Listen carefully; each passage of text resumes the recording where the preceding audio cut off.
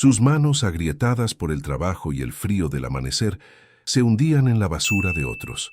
Buscaba cartón, plástico, algo de valor para poder comprar un poco de pan y leche para sus hijos. El mundo lo humilló de la peor manera. Le arrojaron agua sucia como si él mismo fuera un desecho. Se rieron de su pobreza, sin saber que el cielo estaba a punto de convertir cada lágrima de este padre en millones. Esta historia va a sacudir tu corazón y a renovar tu fe. Prepárate, porque lo que estás a punto de ver es la prueba de que los milagros existen. Deja tu me gusta para ayudarnos a llevar este mensaje de esperanza a más personas y quédate hasta el final, porque no vas a creer cómo termina esta increíble historia. El sol todavía no se atrevía a salir en la Ciudad de México. El aire helado de la madrugada se colaba por la ropa gastada de José, un hombre de 45 años cuya vida se había convertido en una batalla diaria contra el olvido. Las ruedas de su viejo carrito de metal chillaban sobre el asfalto, un sonido solitario que rompía el silencio de las calles lujosas de Polanco. Cada reja pulida, cada jardín perfectamente cuidado, era un recordatorio de un mundo que no le pertenecía.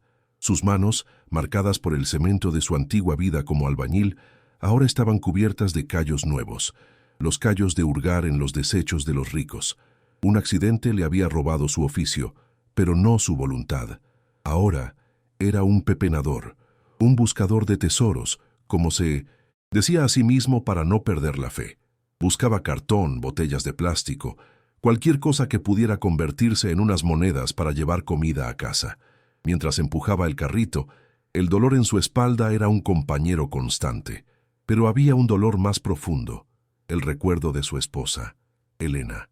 Le había hecho una promesa en su lecho de muerte, que sus hijos, Leo y Sofía, nunca conocerían la verdadera miseria, la del espíritu. Y por eso, cada mañana, José no solo empujaba un carrito, empujaba el peso de esa promesa, miraba al cielo y susurraba: «Dame fuerzas, mi amor, solo un día más». Esa mañana, la suerte pareció sonreírle. En una bolsa bien cerrada, junto a un contenedor, encontró un paquete de manzanas. Estaban un poco golpeadas, pero perfectas para sus hijos. Más adelante, asomando de una caja, descubrió un carrito de carreras de juguete. Le faltaba una rueda, pero José sonrió. Sabía que con un poco de ingenio y un clavo viejo podría hacerlo correr de nuevo. Eran pequeños milagros, pequeños tesoros que hacían que el esfuerzo valiera la pena. Horas más tarde, cuando el sol por fin calentaba la ciudad, José regresó a su pequeño cuarto en las afueras. Al abrir la puerta, dos caritas se iluminaron. «¡Papá!», gritaron Leo y Sofía corriendo a abrazar sus piernas. El olor a basura y sudor no les importaba.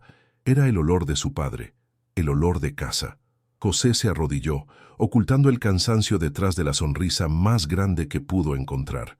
«Miren lo que les traje hoy», dijo con voz de misterio. Sacó las manzanas y los ojos de los niños brillaron. Pero cuando les mostró el carrito de juguete, la alegría de Leo fue un estallido de luz. «¡Un coche de carreras!», gritó, tomándolo en sus manos como si fuera de oro puro. Mientras Sofía mordía su manzana y Leo intentaba hacer rodar su nuevo tesoro, José los observaba. En ese pequeño cuarto, con el estómago casi vacío, pero el corazón a reventar, se sentía el hombre más afortunado del mundo. No sabía que, en tan solo unas horas, el mundo real le recordaría cruelmente lo pobre que era a los ojos de los demás.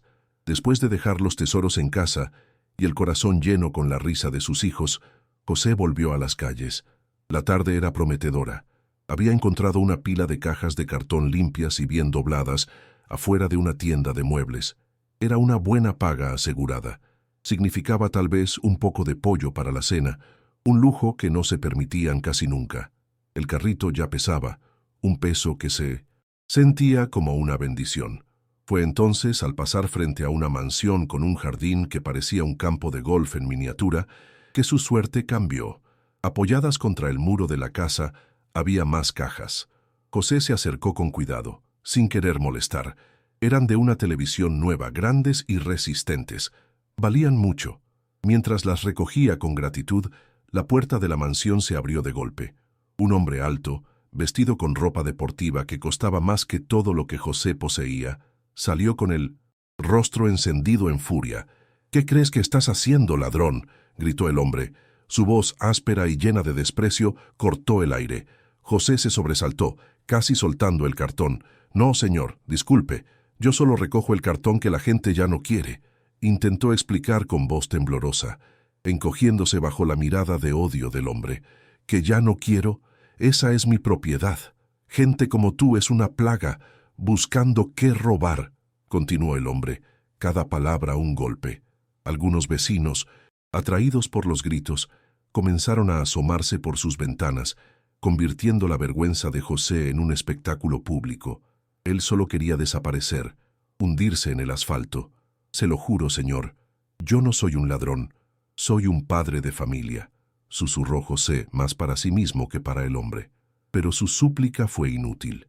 El hombre entró a su casa y salió un segundo después, con una cubeta en la mano. Antes de que José pudiera reaccionar, sintió el impacto helado del agua sucia sobre su cabeza y su espalda. El agua, que olía a tierra y a cloro viejo, lo empapó por completo, escurriendo por su rostro y mezclándose con el sudor y la impotencia. Y lo que fue peor, el agua cayó sobre su carrito, arruinando todo el cartón que había recolectado durante horas. Su trabajo, su esfuerzo, la promesa del pollo para sus hijos, todo se disolvió en un montón de pulpa mojada e inútil. El hombre arrojó la cubeta vacía al suelo con un ruido metálico y soltó una risa cruel. «A ver si así aprendes a respetar la propiedad ajena. Ahora lárgate de aquí, basura». José no pudo responder. Las palabras se ahogaron en su garganta. Con las miradas de los vecinos quemándole la piel, solo pudo bajar la cabeza. El agua sucia goteaba de su cabello mientras empujaba su carrito, ahora terriblemente ligero y lleno de despojos.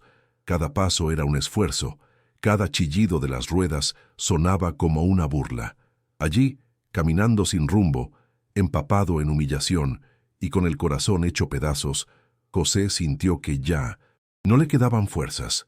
Aún no sabía que es precisamente cuando creemos haberlo perdido todo, que Dios nos presenta la verdadera prueba de quiénes somos.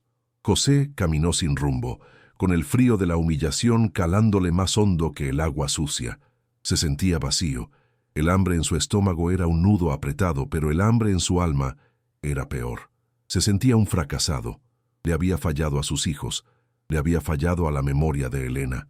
Se sentó en la banqueta de una calle solitaria, escondiendo el rostro entre sus manos para que nadie viera las lágrimas de un hombre roto.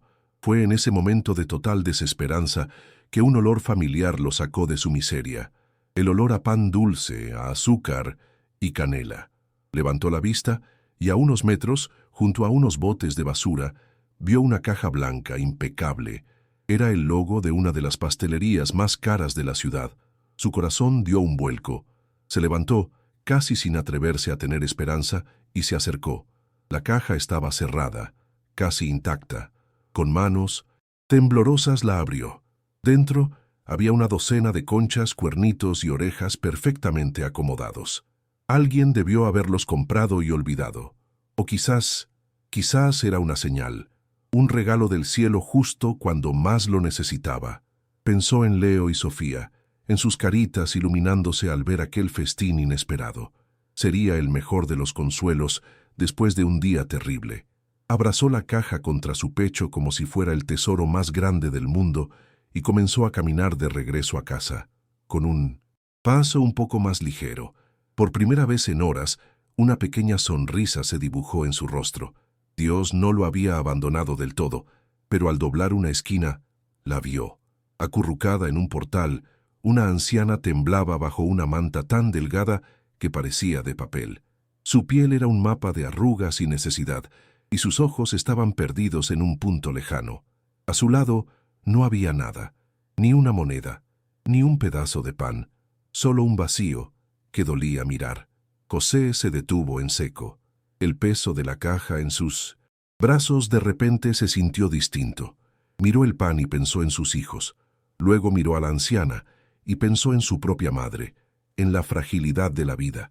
Escuchó la voz de Elena en su memoria, diciéndole siempre: «Donde come uno, comen dos, mi amor.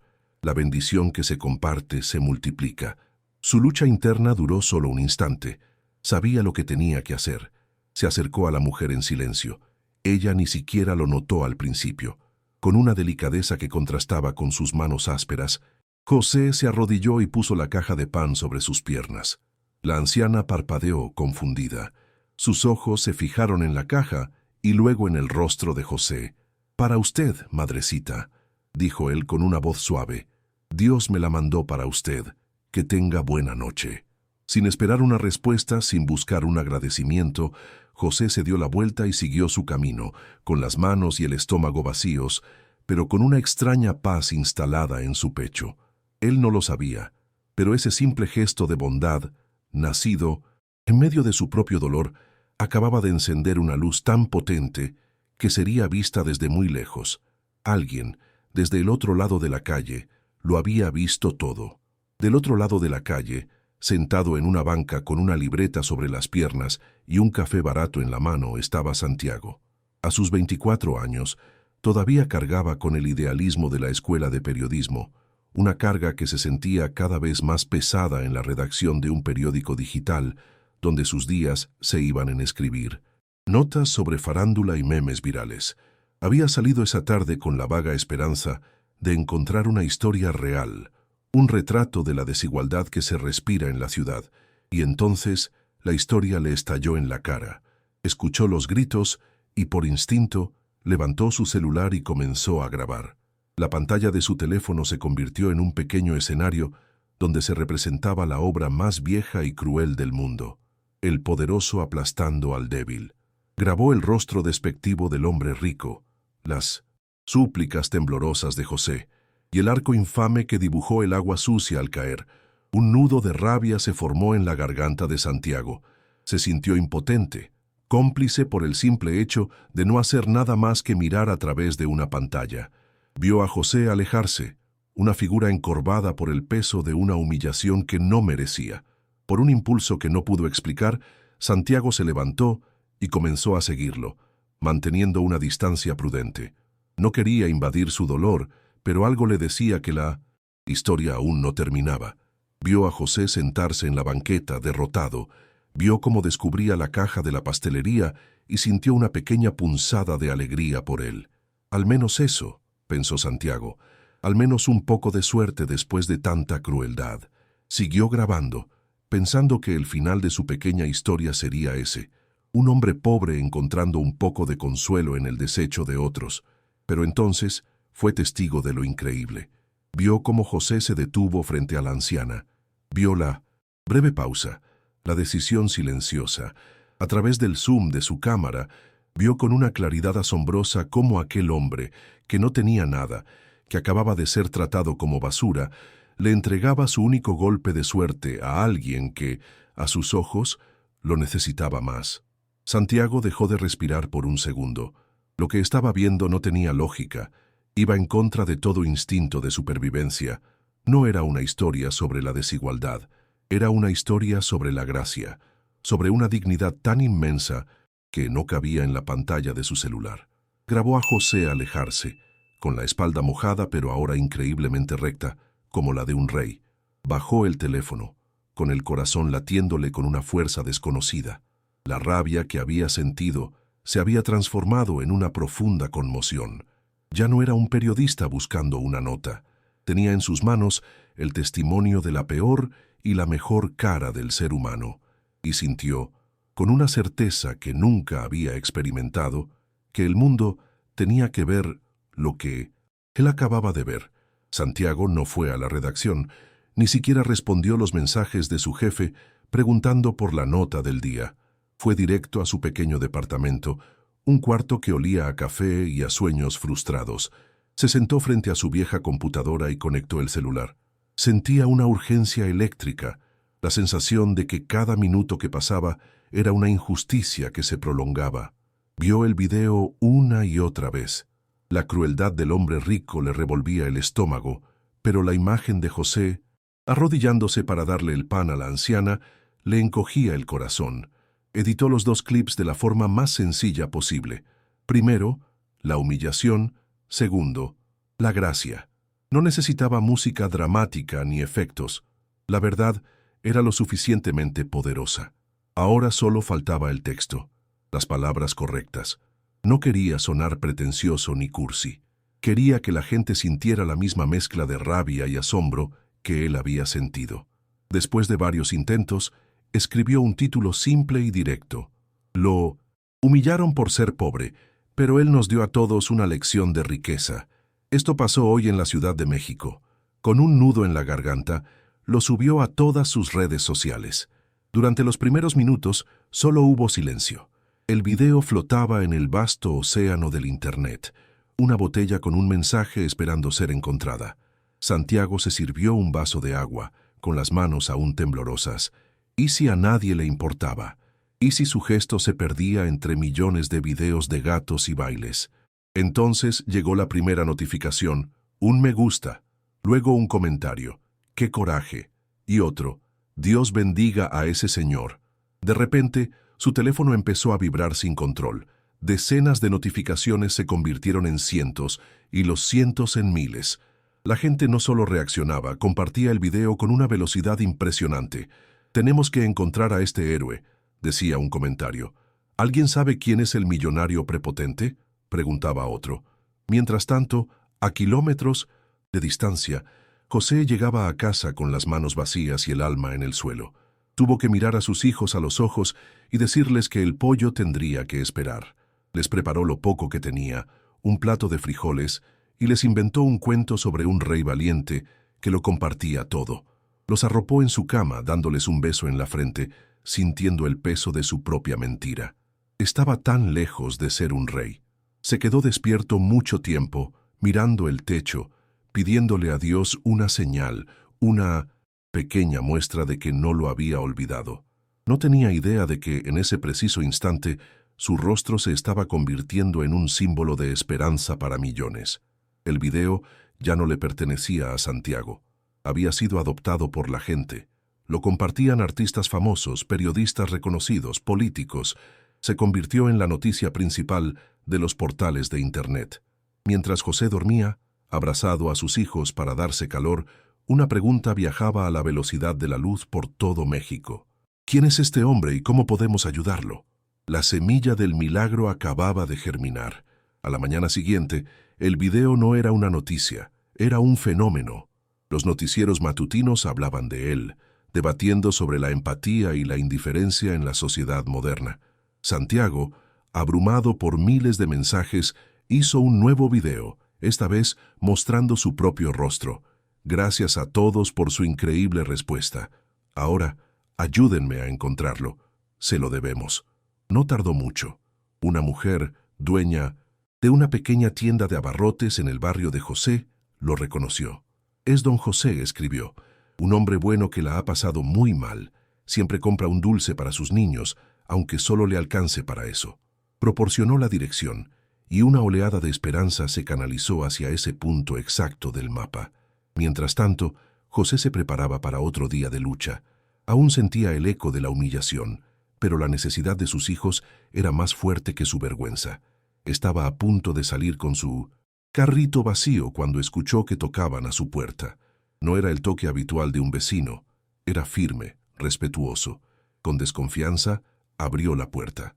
Frente a él estaba Santiago, un joven bien vestido, con ojos que lo miraban con una mezcla de nerviosismo y profunda admiración. José se puso a la defensiva, pensando que era alguien que venía a cobrarle una deuda o a traerle más problemas. «¿Se le ofrece algo, joven?», preguntó con la voz ronca. «Don José, mi nombre es Santiago. Soy periodista», dijo el joven, y el corazón de José se hundió aún más. «Por favor, no se asuste. No le traigo problemas, al contrario. Necesito mostrarle algo». Con cuidado, Santiago sacó su teléfono.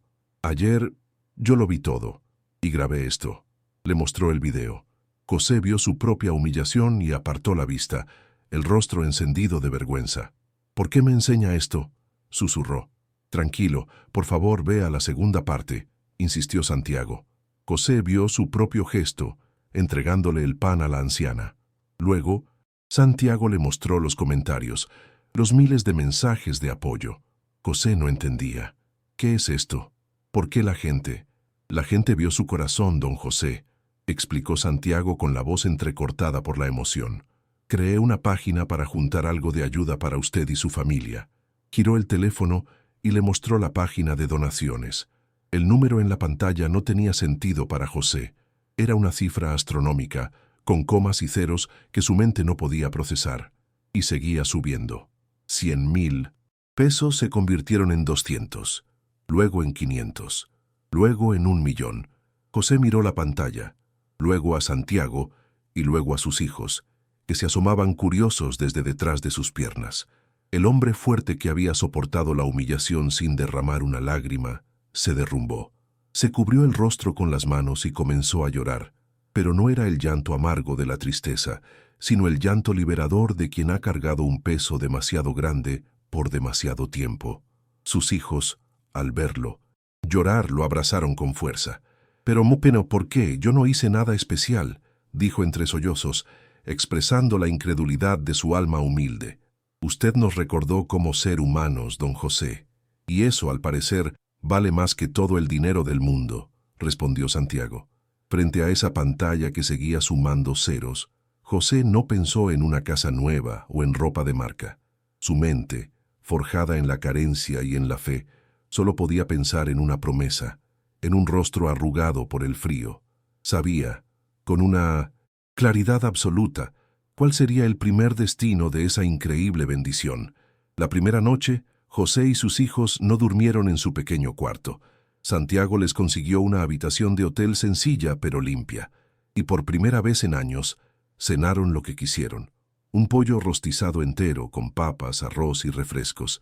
Ver a Leo y Sofía comer con tanto apetito, con las caritas manchadas de grasa y felicidad, fue para José el primer sabor real de la riqueza.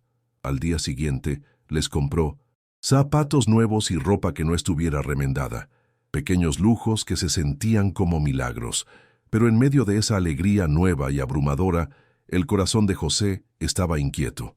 En la segunda reunión con Santiago para hablar sobre cómo administrar el dinero, José no preguntó por inversiones ni por casas. Su primera pregunta fue: «Joven, ¿podemos encontrar a la señora?» Santiago lo miró, confundido por un instante. «¿A cuál señora, don José?» «A la abuelita del pan», respondió José, como si fuera la persona más importante del mundo. «Siento que esta bendición empezó con ella. No puedo estar tranquilo hasta saber que ella está bien». Y así comenzó su primera misión. No buscaron un contador, sino a un alma perdida en la inmensidad de la ciudad. Recorrieron la misma ruta que José había hecho aquel día. Preguntaron a vendedores ambulantes, a otros pepenadores, a policías. Durante 2 días no hubo rastro de ella, pero José no perdió la fe. Finalmente, la encontraron en un parque, a Minbos y Macianta, varias colonias de distancia.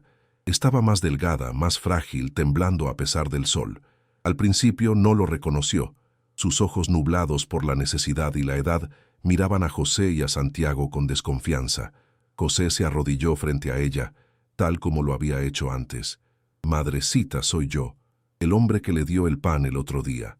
Le ofreció una botella de agua y un pan dulce, esta vez comprado en una panadería.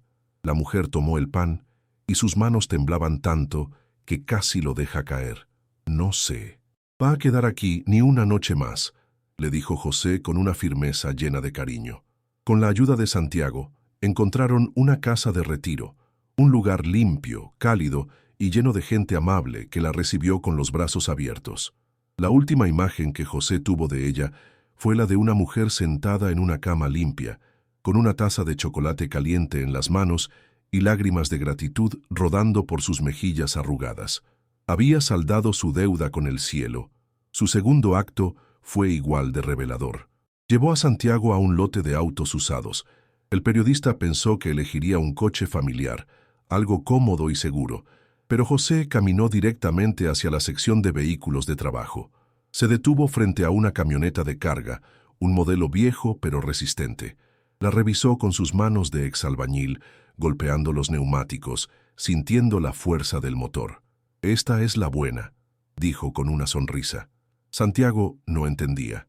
«Don José, con el dinero que tiene, Puede comprar la que quiera. Una nueva.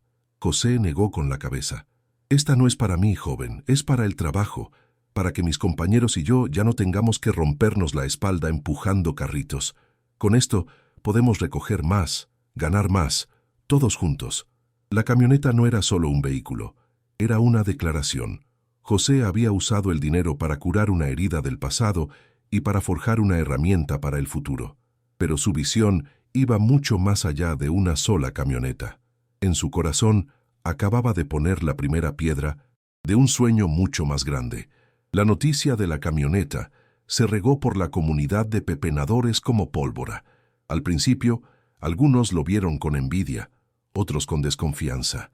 Pensaban que José se había vuelto rico y se olvidaría de ellos, pero estaban a punto de descubrir la verdadera dimensión de su corazón. Una tarde, José los convocó a todos en un terreno baldío. No llegó en un auto de lujo, sino en la misma camioneta de carga, y se bajó con la misma ropa sencilla de siempre. Frente a las miradas expectantes de decenas de hombres y mujeres que compartían su misma vida de lucha, José habló, no como un jefe, sino como un hermano. Les contó la historia completa, la humillación, el pan, el video, la bendición. Este dinero no es mío, dijo con la voz firme. Es de todos nosotros. Es nuestra oportunidad de dejar de ser invisibles, de tener un trabajo digno. Ese día nació la Cooperativa Dignidad, con la ayuda de Santiago para navegar los trámites y el apoyo de un par de 1900 asesores que se ofrecieron a ayudar gratis. El sueño comenzó a tomar forma. Compraron una bodega enorme y abandonada. Donde antes había polvo y silencio, ahora resonaba el eco de martillos y risas. Los mismos pepenadores, hombres y mujeres de manos fuertes, se convirtieron en los albañiles de su propio futuro. La primera camioneta se multiplicó en una pequeña flota.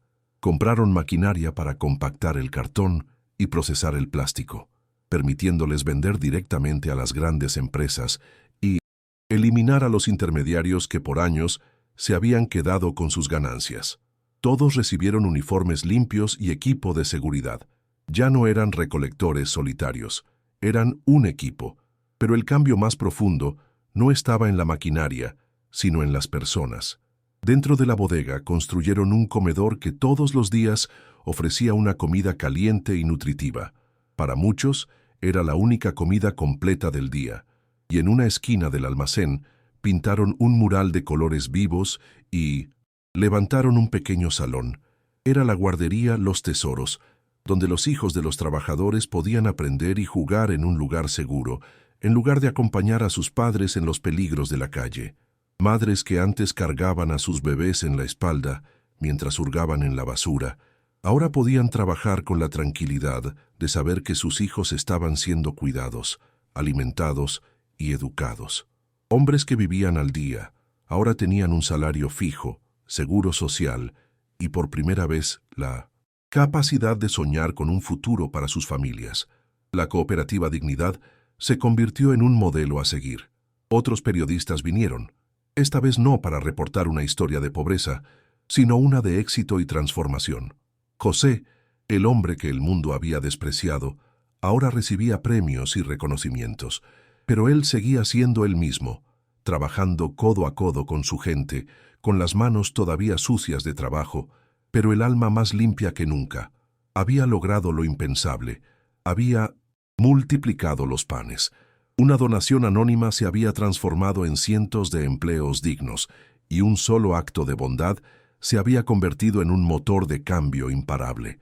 Pero mientras el mundo admiraba al líder y al filántropo, la verdadera medida de su triunfo residía en un lugar mucho más íntimo y silencioso. 10 años después. El sol de la tarde ilumina la bodega de la Cooperativa Dignidad, que ahora ocupa toda una manzana y es un referente nacional de reciclaje y responsabilidad social. El hombre que camina por sus pasillos ya no es el José roto que el mundo humilló. Ahora es don José, un líder respetado, con más canas en el pelo y la serenidad grabada en el rostro. No camina con prisa, se detiene a saludar a cada trabajador por su nombre, preguntando por sus hijos, por sus familias.